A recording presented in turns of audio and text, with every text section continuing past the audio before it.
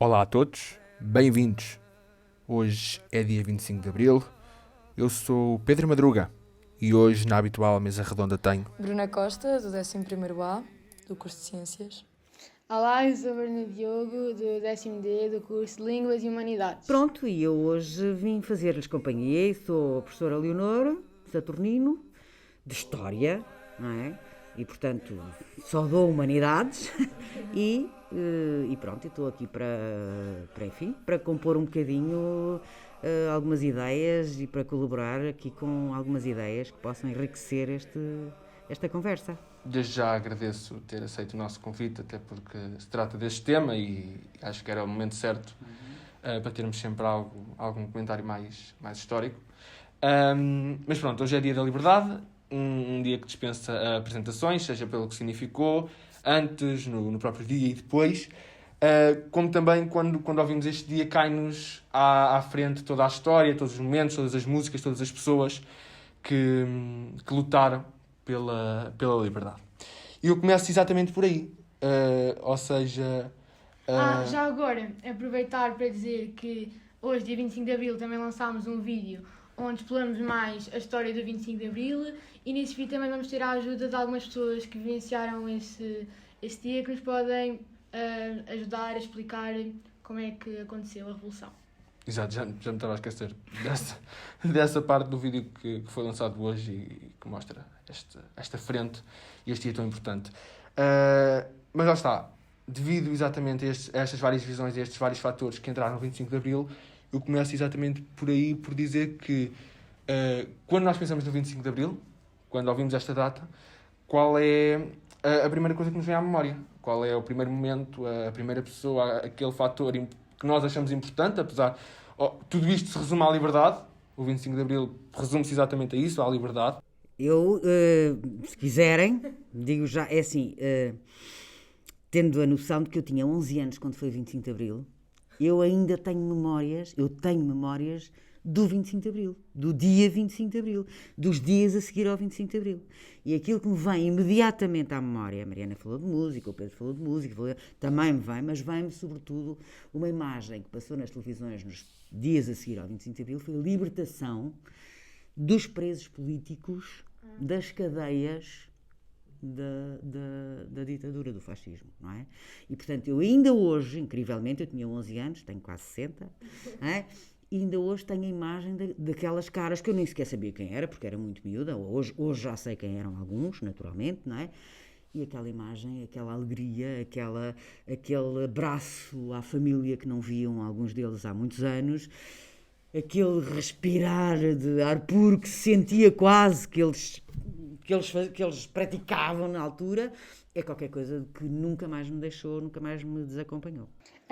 Então, eu quando penso no 25 de Abril, como todos nós, penso na conquista da liberdade, na Revolução dos Escravos, mas a pessoa que me vem logo à mente é Zeca Afonso, porque como todos sabemos, foi a sua música Grande La Vila Morena, a partir dela é que se deu início a esta revolução, e também a forma tão interessante que Zeca Afonso escrevia as suas músicas, porque nas letras ele criticava o Estado Novo, mas em forma de metáfora. Então acho que era bastante interessante a forma como ele escrevia as suas músicas para criticar o Estado Novo. A primeira coisa que me vem à mente quando me falam do 25 de Abril é provavelmente uma sensação de sorte por saber que nunca vou ter que experienciar isso, por nunca ir ter que experienciar Tudo o que aconteceu antes do 25 de Abril, exato. Mas também um sentimento de alarmismo, porque sei que se nós não nos mantivermos conscientes e não fizermos para que aqueles que nos rodeiam se manterem também conscientes, aliás, podemos acabar por voltar a ter uma vida assim. E eu tenho receio, mas apesar disso, o dia 25 de Abril transmite-me sempre felicidade por saber que as vidas de algumas pessoas mudaram para tão melhor nesse dia. Pronto, é isso mesmo. Lá está o conceito, agora que falaste, é desta, para que nunca volte a acontecer, e é uma questão de informação, como também já... Assim, a única forma de permitir, de não deixar, digamos assim, que não se corra esse risco, de que não se corra esse risco que a Bruna está a referir, é de facto conhecer.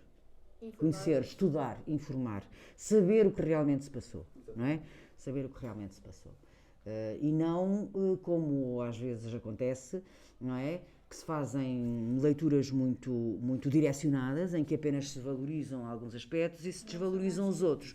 Aquela ideia que às vezes o avô, a avó, a tia mais velha que dizem antigamente é que era bom, este antigamente sempre referindo-se à ditadura, não é?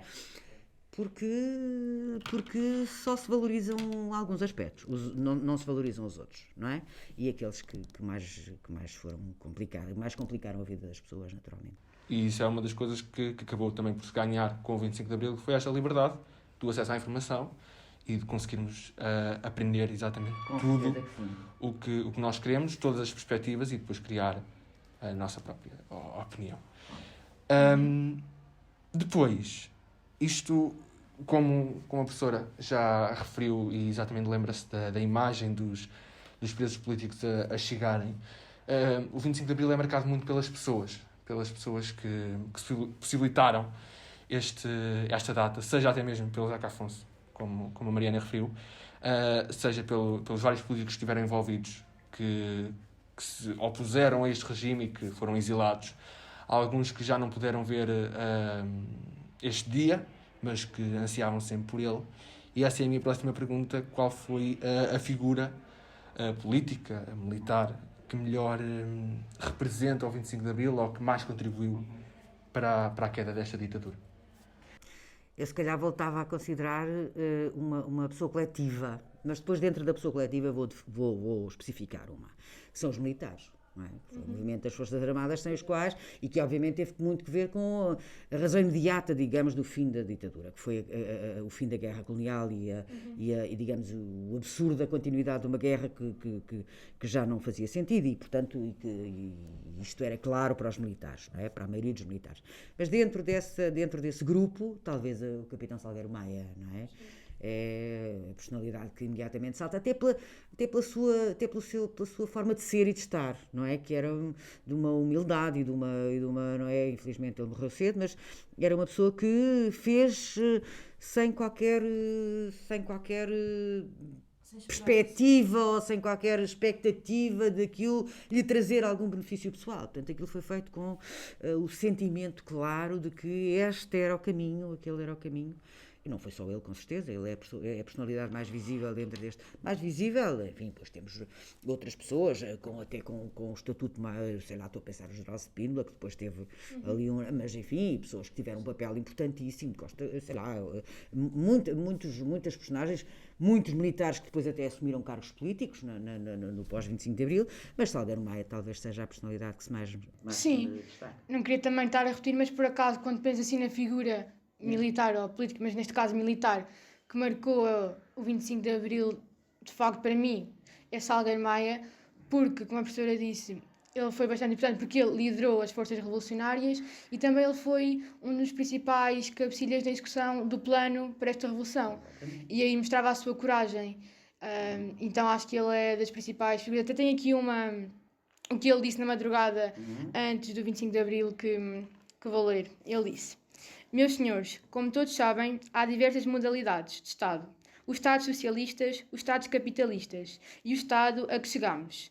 Ora, nesta noite solene, vamos acabar com o Estado a que chegamos. De maneira que, quem quiser vir comigo, vamos para Lisboa e acabamos com isto. Quem não quiser sair, fica aqui. Ele estava a dirigir-se aos militares da sua companhia, não é? E acho que aí mostra mesmo a coragem que ele tinha, por isso acho que ele é mesmo a figura. Há um filme, eu não sou grande cinéfilo, quer dizer, não é grande cinéfilo, eu gosto muito de cinema, mas não sei o suficiente de cinema, mas há um filme que é precisamente aquele filme da Maria de Medeiros, que se chama Os Capitães de Abril. Não é? Em que todo este processo está relativamente bem, julgo eu, historicamente documentado e bem descrito. não é? Eu já uma vez passei num ano, a gente nunca tem tempo, não é? Mas enfim, pronto. E onde o papel do Salgueiro Maia está ali bem descrito e bem salientado. E julgo que, de facto, não podemos deixar de achar que é uma personalidade central. Sim, exato. Eu não tenho mais nada a acrescentar acerca disto porque eu acho que já expressaram a minha ideia e é mesmo. Eu concordo 100% com o que já foi dito, portanto acho que não há necessidade de acrescentar mais nada. Lá está, isto aqui, claro que é sempre referido e foi feito um filme sobre os capitães de Abril e há alguns capitães que não são tão referidos, mas que também tiveram um papel fundamental. E isto é importante referir porque, quer dizer, a Revolução apanhou... Era inevitável esta Revolução, mas acho que apanhou o contexto internacional de surpresa. Nesta Revolução, as embaixadas... Apanhou de surpresa, mas não podemos esquecer, por outro lado, que havia uma pressão internacional imensa, porque já não fazia sentido, não é? A nossa, sobretudo, volto a frisar, porque é um aspecto essencial, não fazia sentido a manutenção de uma guerra colonial que não é? Quando todo um processo a nível internacional de processos de descolonização que vinham desde os anos 40, não é? E que Portugal mantinha esta insistência quase doentia, não é? Manter um império colonial e uma guerra colonial que não... Mas eu acho que o facto de esta revolução não ser tão expectada de fora talvez se deva ao facto também de estarmos fechados, de o país estar quase impedido de comunicar com o exterior pelo Estado. A informação, talvez, quando a gente pensa nesse impedido, e isso me permite, Bruna, eu julgo que era... É verdade que tem alguma razão, mas eu julgo que era muito mais impedido de a informação exterior chegar cá do que a nossa informação chegar lá. Estão a perceber? Ou seja, o que se passava cá chegava ao exterior, de uma maneira ou de outra, não é? De uma maneira ou de outra chegava, mas, enfim, não seria com a transparência que hoje, em qualquer circunstância, aconteceria, não é? Mas, sobretudo, o que não havia era do exterior para cá, porque não se queria corromper aquela sociedadezinha fechada, não é? Até mesmo do interior para o interior, era uma informação muito censurada. Completamente. E controladíssima. Ainda ontem pensava, eu não, como vos disse, não pensei muito nisto, pensei que era mesmo uma conversa para fluir entre nós, e está a ser muito agradável, mas pensava numa coisa que não sei se vocês têm muita noção, que era a sociedade portuguesa estava minada de uma coisa que se chamavam os informadores. Não é? Sim. Que era, já agora, aqui um à parte, se calhar, na vossa linha de orientação, mas que era, em todos os locais, em todas as vilas, em todas as aldeias, havia alguém que estava mais ou menos manipulado,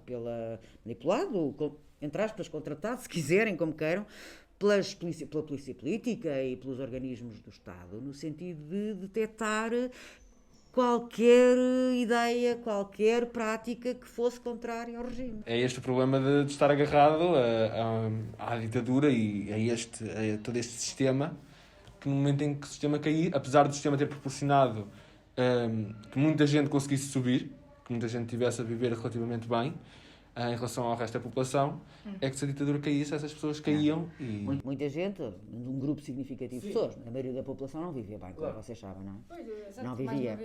E estou a falar genericamente em termos... Até podia haver, sei lá, estou a pensar, não é? É uma vida muito rural, não era? É claramente uma aposta no mundo rural, não é? Na economia rural, a ruralização da vida, mas... E, portanto, isso de alguma maneira trazia um atraso sistémico, não é? Um atraso sistémico, mas isso também era importante para a manutenção do regime, porque era uma forma de controlar mais facilmente, uma forma das pessoas estarem mais fechadas nos seus mundinhos, não é? E pronto, eu julgo que essa perspectiva, o regime foi bem construído. O regime foi bem construído, ou seja, foi bem construído no sentido de que... Exatamente, portanto, é perigoso, mas por outro lado criaram-se todos os mecanismos que permitiram a sustentação do regime durante 48 anos, não é? Ponto final. Portanto, relembrar que faz hoje 47 anos, Ou seja, neste momento tivemos mais tempo em ditadura do que ainda A democracia, mas neste momento é engraçado, estamos quase a fazer o mesmo tempo, não é? Quase a fazer, para o ano faremos exatamente o mesmo tempo e temos que pensar sobre isso. Para o ano fazemos um programa outra vez. Temos que pensar sobre isso, seriamente sobre estes 40 e, entretanto, 48 anos de democracia que nos trouxeram imensas coisas fabulosas, mas que se calhar a gente ainda queria um bocadinho mais, não é? Numa perspectiva de que há aqui tanta coisa que a gente ainda gostaria de ver corrigido e que, Ainda não é? conseguimos fazer. E que vocês vão fazer melhor, não tenho dúvida. Se forem todos como vocês, não tenho a mais pequena dúvida. Eu passo exatamente para aí, que é estes 47 anos. E até para dar um contexto do porquê do Clube Europeu estar a entrar neste tema, que é um tema importante para o Clube Europeu, é um tema importante para Portugal, é o facto de uma das principais consequências do 25 de Abril é o desenvolvimento de Portugal, o contacto de Portugal com o exterior e a inserção de Portugal na União Europeia. E, portanto, a minha próxima pergunta é: quais foram os principais benefícios e as principais conquistas, seja a curto, seja a longo prazo, que Portugal obteve graças à Revolução? Pronto, a maior delas é a conquista da liberdade, mas entre delas há as coisas mais específicas, que, por exemplo, tenho aqui, antes só havia um partido político. Hoje em dia há imensos partidos políticos. Liberdade, não é? Claro, é isso que eu estou a dizer. Conquistámos a liberdade, mas há coisas tão específicas que acho que são, apesar de serem tão específicas, a liberdade em geral, não é? Mas há coisas que tão específicas que são tão importantes que hoje em dia... Mas, Mariana, desculpe-me frisar, só havia um partido político que não havia liberdade. Ou seja, porque não havia, porque havia outros partidos, por exemplo, no final do regime já havia partidos que existiam na clandestinidade. Estou a pensar no Partido Comunista, não é? Que é um partido que já existia desde, não sei exatamente a data, neste momento não sei dizer-vos exatamente, mas é um partido que já existia, mas que tinha que viver na clandestinidade. Essa é uma outra história engraçada que eu gostaria depois... Depois conto-vos. Se não houver tempo para falar dela. Mas isso é importante.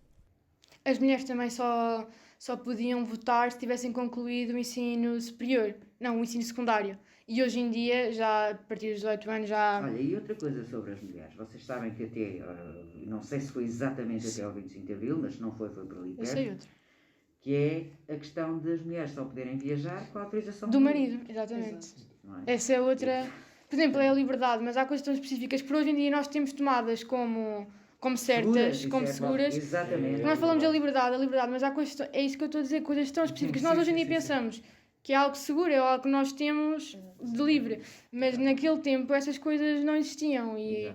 Exato, e essa liberdade é que veio possibilitar uma evolução, porque sem a liberdade estávamos estagnados e... Sem a liberdade estávamos estagnados, sem a liberdade não tínhamos uma relação com o exterior, que é fundamental, e sem a liberdade nunca teríamos integrado, e indo ao encontro daquilo que o Pedro disse também, nunca teríamos integrado uma instituição que foi fundamental para o desenvolvimento do país, não é? Quer queremos, quer não, que é a União Europeia. Não é? E desde cedo fizemos parte, não fomos dos primeiros a integrar, mas também não é? E isso é fundamental considerarmos, não é? E atenção que, sem a ajuda da União Europeia, isso é uma coisa que a gente tem que ter a consciência, sem a União Europeia, nós não podíamos ter ultrapassado o atraso atávico que tínhamos, por exemplo, relativo à taxa de analfabetismo do nosso país, por exemplo, não é? Ou ao atraso económico também, atenção, muitas coisas são criticáveis, se calhar, as políticas, quer queiramos, quer não, há sempre coisas que são mais que nós, ou que agradam uns e que não agradam outros, obviamente, quem eram os grandes possuidores da terra no Alentejo, não é? No pós-25 de Abril não ficaram muito contentes, e mesmo depois com a entrada na União Europeia, na CE, inicialmente, não é? As limitações à produção, tudo isto trouxe descontentamento, não é? Mas, no entanto, é um caminho, não é? Um caminho comum, fundamental, e tem muita pena, é muita pena que pronto, digo isto outra vez, há bocado falámos disso quando estávamos aqui ainda em pré, não é? Que hoje em dia a União Europeia de facto não esteja nos seus melhores dias, mas temos esperança que as coisas vão funcionar outra vez bem, não é? Mas que tem que ser este caminho conjunto, este caminho conjunto para que haja de facto a possibilidade de todos sobrevivermos e bem, não é? Dando qualidade de vida às populações. Sobrevivermos e vivermos. e vivermos, sobrevivermos nesta perspectiva de comum, de partilha, não é? Pronto, e vivermos, claro, vivermos bem, a ideia é vivermos bem. Exato, porque na ditadura não era uma vida, de facto. Pronto, lá está. Isto é todo o conjunto de coisas que podemos criticar sobre esta ditadura e que o que veio depois e as conquistas foi o que nós não tínhamos antes. E tudo, efetivamente, resume-se à liberdade. Mas, como a Mariana disse, são estas coisas específicas que nunca pensamos que houve tempos em que nós não os tínhamos. Não pensam, podíamos, não pensem, vocês sabem que não poderíamos estar a fazer este tipo de ação aqui conjunta e discussão completamente livre, não é? Completamente de acordo com aquilo que a gente sente e ninguém está aqui a... Não, isto não é possível, não é? Eu já frequentei todo o liceu já no pós-25 de Abril, mas enfim, tenho primos que fizeram a faculdade ainda no tempo da ditadura e que foram perseguidos porque se manifestaram contra coisas concretas que nem sequer tinham, mas que não, era qualquer pequena contestação era uma possibilidade de ruptura no regime e portanto tudo isso era completamente controlado. Exato. Lá está, é a liberdade de expressão, é a liberdade do acesso à informação, é todo este conjunto de liberdades que nós passamos a ter. Mas... E tudo, já agora permita-me, Pedro, essa liberdade é fundamental, a liberdade de acesso mas para que essa liberdade tenha um efeito positivo, volto a frisar, tem que haver educação. Sim. Educação no sentido das pessoas saberem filtrar a informação, saberem filtrar aquilo que... para não consumirem tudo. Não é? Exatamente. Para não consumirem tudo sem filtros, quando eu falo de filtros pessoais, filtros com base no conhecimento, não é? Isso é fundamental. E por isso o investimento na educação é qualquer coisa de importantíssimo, não é? Isso foi uma das coisas que também ganhamos, foi esta democratização do acesso ao ensino. E muito obviamente com o apoio da União Europeia, porque não é? Estes dinheiros e assim, e depois há aquela ideia também, já agora, que é, ok, a União Europeia dá, mas a gente também tem que cumprir a nossa parte, e às vezes esquece essa parte, não é? Esquece essa parte que a gente recebe, mas também tem que dar, não é? E o dar não é só o pagar o que nos cedem, é o nosso compromisso com o projeto comum. Não é? Que às vezes as pessoas esquecem um bocado. A União Europeia é para venha a nós. Não é venha a nós. É venha a nós, é venha a todos e é partilharmos um projeto comum. E lá está, pronto, a União Europeia é um organismo comum, apesar de haver mais influência por parte de uns do que de outros. Mas também o peso populacional de uns não é claro. Dos outros. E portanto também temos que... A democracia é isso. Completamente. De alguma maneira, sujeitarmos um pouco àquilo que a maioria define. E a maioria, é assim, não podemos querer ter, reconheço que isto às vezes é extremamente revoltante, mas não podemos querer ter exatamente o mesmo peso que tem a Alemanha, quer dizer, não podemos, não é? Claro. Não podemos. São coisas que não são comparáveis. Não podemos, não é? Nem temos a capacidade económica, nem temos o mesmo número de pessoas, e portanto é muito natural que eles tenham um peso maior. Exato. É evidente, aliás, se formos a qualquer organismo e instância internacional, por exemplo, a ONU, não é? Também a representatividade dos países na ONU também não é igual. Pois não. Não é? Pronto. Exato. Lá está, e aqui seguindo este conceito desta liberdade de expressão que acabou por chegar e destes filtros que já não começaram a existir tanto, porque se antes da ditadura nós não tínhamos acesso a nada, e era tudo filtrado, e muitas vezes as coisas até eram distorcidas do que era original. Depois passámos a ter esta liberdade de expressão tão grande que tornou-se demasiado liberal este acesso à informação, até mesmo com as fake news e tudo mais. Em relação à democracia na União Europeia, o 25 de Abril trouxe-nos isso, trouxe-nos a democracia. E Churchill já dizia, a democracia não é perfeita, mas é o melhor sistema que nós temos para ter esta liberdade e esta igualdade. É o menos mal de todos os sistemas. Exatamente, o menos mal de todos os sistemas. Passando então agora para uma parte que é importante e tem que ser analisada, porque temos de tratar disto, que é houve uma ditadura. E nesta ditadura, nós já falámos de todos os aspectos criticáveis. Muitos dos aspectos criticáveis foram os que nós conquistámos a seguir ao 25 de Abril. Mas houve um crescimento económico nesta ditadura. Apesar não, isto é importante, não, nem sequer se pode colocar numa mesma balança a ver o que é que tem mais peso ou o que é que não tem, porque houve muita opressão, houve muita repressão, mas o que menos mal se fez durante o período de Salazar, e também, aproveitando também para focar o facto de o salazarismo e o fascismo, desta ideologia de Salazar, em relação ao conceito do fascismo e das ditaduras europeias, que estavam mais ou menos na mesma altura que... Então, se calhar começava por aí, não é? Atenção que, pronto, nós também, há bocado começamos a nossa conversa, ainda antes de estarmos no ar, não é? Estarmos no ar, começamos a nossa conversa por dizer que tínhamos de ter cuidado, não é? Com o aproximarmos a ditadura portuguesa e o Estado Novo Português com os regimes, digamos, considerados tradicionais, ditaduras tradicionais desta época na Europa. Mas, e é verdade e tem muito a ver com a personalidade do Salazar, não é? O facto da nossa ter aqui, digamos, uma evolução um bocadinho particular. Mas não podemos deixar de considerar, e só vai ao encontro do que o Pedro estava a dizer, que tudo o que diz respeito aos princípios ideológicos, que são os princípios ideológicos basilares da ideologia fascista, não é? Dos partidos fascistas europeus, nós temos cá, atenção, o nacionalismo, claro que não temos o nacionalismo exacerbado como temos no Hitler, que culmina com o Holocausto, é evidente, não é? Mas temos o nacionalismo, a criação e a manutenção dos impérios coloniais não é mais do que isso, não é? É uma ideia de superioridade um pouco da raça que está ali, não é? E o autoritarismo, a forma como o poder se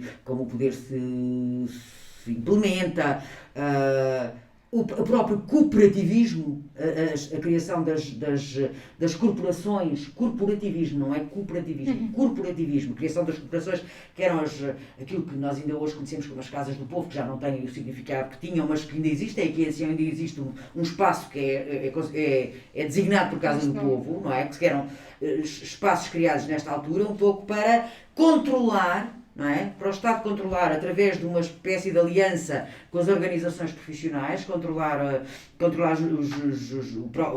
o funcionamento das profissões e das pessoas, e que tem que ver com uma estrutura organizativa do regime fascista italiano, sobretudo, que nós seguimos, mas depois temos esta particularidade. E esta particularidade de termos um chefe, digamos assim, com algumas características, e tem se calhar a ver com aquela ideia que a gente há bocado começou, da formação católica também, e atenção, isso pode ter amenizado em parte aqui ou ali esta ou aquela prática, mas, pronto, com algumas distinções, não podemos deixar de considerar que este é um regime, quando se diz, em Portugal não houve fascismo. Não, houve fascismo no sentido da aplicação destes princípios todos daquilo que é a ideologia fascista. Atenção, não é? Agora, depois a forma como tudo isto funcionou, enfim, podemos encontrar aqui algumas diferenças. Encontramos, certamente. Mas existem as ideias todas. Exato. Quanto ao nazismo já é outra coisa. Não é? Já é outra coisa, quer dizer, os princípios estão lá, mas depois evolui para práticas que são inimagináveis, não é? Que são coisas que ainda hoje temos quase dificuldade em perceber que tenham acontecido. Não é? Claro, eu concordo com o que o Pedro disse no início sobre termos mais os ideais próprios, e que a professora disse que claramente existiu fascismo. Mas, pronto, falando no regime salazarista, como o Pedro disse, ele tinha as ideologias próprias, por isso, claro, como a professora disse, existiu fascismo, mas eu acho que como ele tinha mesmo as ideologias próprias dele, tanto a nível económico, como a bocado a Bruna disse, do isolamento do país, por isso acho que o fascismo, mas ele fazia aquilo porque ele tinha muito um culto à sua personalidade própria. Mas isso também é uma característica dos fascismos, de todos os fascismos. O Mussolini também tem o culto do chefe, o Hitler também tem o culto do chefe. Agora, é assim, como eu vou-te dizer, Mariana, e parece-me que talvez não esteja completamente errada. Os princípios estão cá todos. A personalidade do Salazar é que é uma personalidade que faz com que depois tenhamos aqui algumas particularidades na implementação do regime, percebem? Claro. Mas os princípios estão cá todos. O nosso regime é muito semelhante ao fascismo italiano. Exato, cresce numa mesma Muito base. semelhante ao fascismo italiano. Os princípios são, as práticas são, não é? Depois há de facto este Salazar. Este Salazar que temos que considerar como alguém, pronto, com particularidades que vão trazer algumas diferenças. Exato. Em relação à pergunta do Pedro, eu acho que a única coisa que podemos considerar menos má, entre aspas, é mesmo o crescimento económico. No entanto,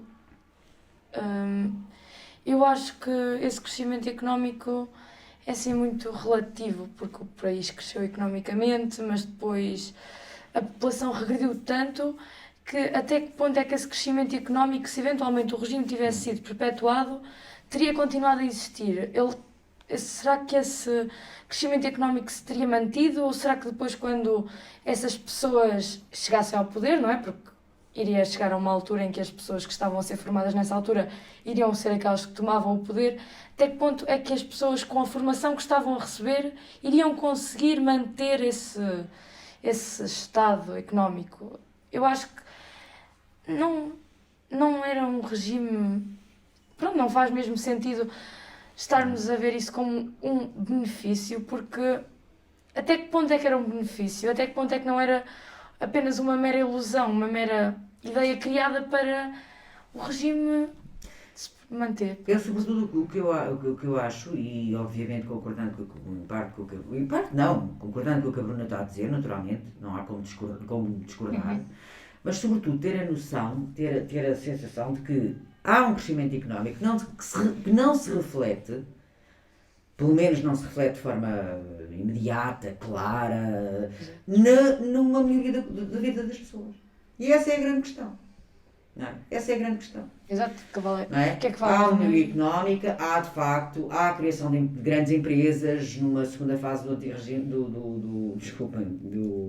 Estado Novo, há tudo isso, mas o cotidiano das famílias da maioria da população portuguesa era miserável, pronto, se calhar excessivo para toda a gente, mas era de facto de uma grande pobreza, de uma pobreza intrínseca quase, não é? Que passava não só pela pobreza propriamente dita, mas pelo atraso cultural, pelo atraso, pelos índices de analfabetismo que eu já referi, que é uma coisa que me parece, não é? As questões da saúde, que o Pedro há bocado referiu, acesso à saúde, não é? Tudo isso. Exato, Não havia uma aplicação dos benefícios do crescimento económico naquilo que é a melhoria de vida das pessoas. Exato, era uma população tipicamente oprimida que à qual não era possibilitada uma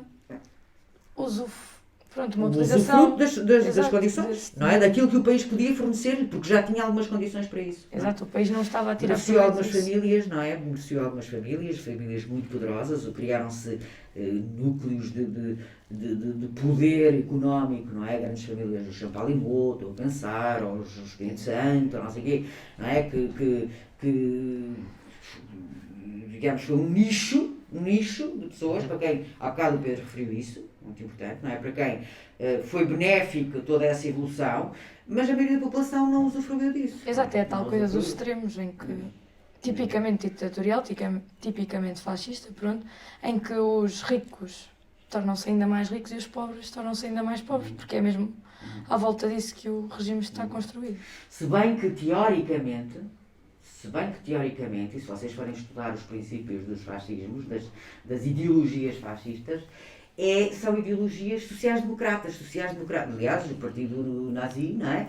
Que era o Partido Social-Democrata, no sentido de que do acesso a todos, da partilha de na prática não passa do papel, exatamente. Não aconteceu, não é? Não aconteceu, não se tornou real. Se bem que, por exemplo, a criação do tal movimento corporativista tinha um pouco em vista isso, criar um mínimo de condições às populações, etc. Mas enfim. Sempre tudo muito subjetivo. É complexo, muito complexo. Os forma de organização destes regimes.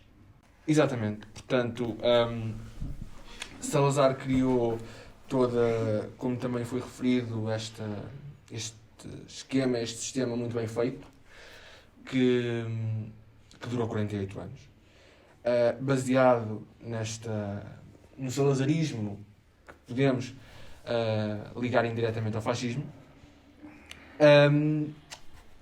e claro, em relação ao que a Bruna estava a dizer. Indiretamente não concordo muito, mas pronto. Pronto, sim, diretamente. Eu percebo. Eu estou a dizer aqui porque. Exatamente, ou seja, colocar o fascismo demasiado. Podemos considerar aqui um regimezinho português, não é? Exatamente. Um imagem portuguesa. Mas que havia Mas- fascismo, havia isso. Sim. Lá Lá está, eu nem a sequer ditadura. estamos aqui a fazer uma análise de, digamos, de opinião. Sim, São é os princípios. princípios, é factual. Os princípios estão cá, factual. Claro. Foram criados, foram implementados, os mecanismos, os Ministérios da Propaganda. Sim. Portanto, não é que eram princípios claros do fascismo. Estou a referir-me como sendo uma ditadura à portuguesa. Neste sentido. Exatamente, está se calhar. Porque lá está, Salazar colocou-se depois de ter acabado a Segunda Guerra Mundial, em que as ditaduras começaram a cair pela Europa, e mantivemos uma ditadura. Recusámos esta abertura ao exterior, recusámos um desenvolvimento, recusámos várias oportunidades. E isso traduziu-se num claro atraso, que depois Claro, se veio verificar. orgulhosamente sós. Exatamente. Orgulhosamente sós. Orgulhosamente sós. Isto é sintomático daquilo que Salazar pensava, não é? Pobrinhos, mas alegrinhos. Pobrinhos, mas alegrinhos. Orgulhosamente sós. Ficamos cá no nosso cantinho e Exatamente. cultivamos as nossas batatinhas. A Bruna, que foi minha aluna no básico, cultivamos as nossas batatinhas no meio das vinhas e criamos os nossos ovinhos e não sei o quê. Eu dava sempre muito este exemplo. Mas estamos assim tão bem.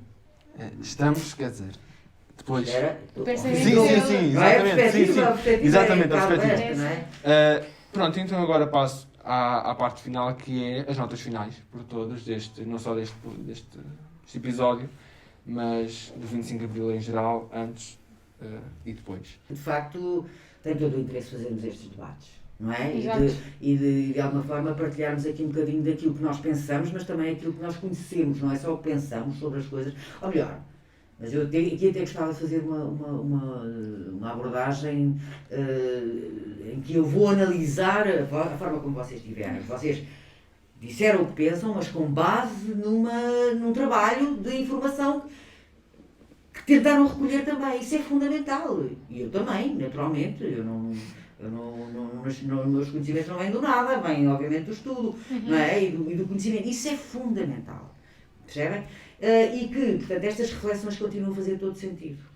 Não é? Estas reflexões sobre estes momentos, a gente todos os anos, como a 25 de Abril, os Pradas, mas estas reflexões um bocadinho mais profundas fazem todo sentido.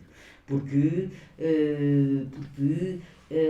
temos que ter a noção, como a Bruna disse no início, que às vezes podem correr-se riscos de voltar a cair em determinados erros que nos levem outra vez a retroceder em alguns aspectos.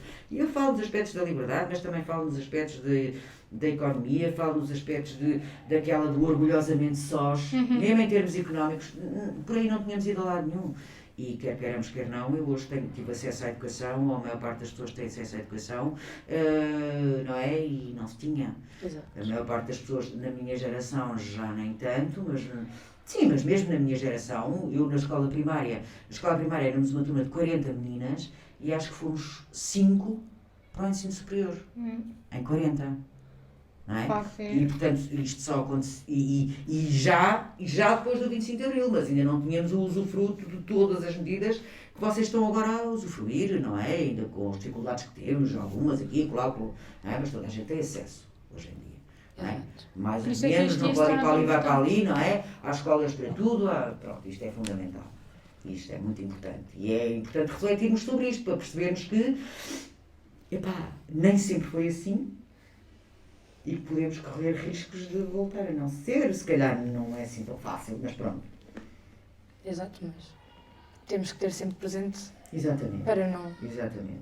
não regressarmos lá. Sim, ainda bem que celebramos este dia porque é um dia tão importante e ainda bem que continuamos a celebrar muito mais anos e que este dia seja sempre lembrado como o dia em que foi conquistada a liberdade em Portugal. Por isso, hoje celebra-se um dia bastante importante e que continua a ser sempre relembrado.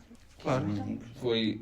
foi o que acabamos de fazer aqui, numa outra forma e analisando este aspecto geral. Lá está, a nossa opinião, mas sobre o factual. E portanto, acho que podemos acabar por aqui. Hoje vamos acabar por aqui. Foi um episódio especial também para dar a importância a este dia. Então, obrigado a Foi com muito prazer ter convosco. Obrigada, professora, igualmente. todos. Até ao próximo episódio. Grandola a tua vontade, grandola a tua vontade. Jurei ter por companheira à sombra do mar.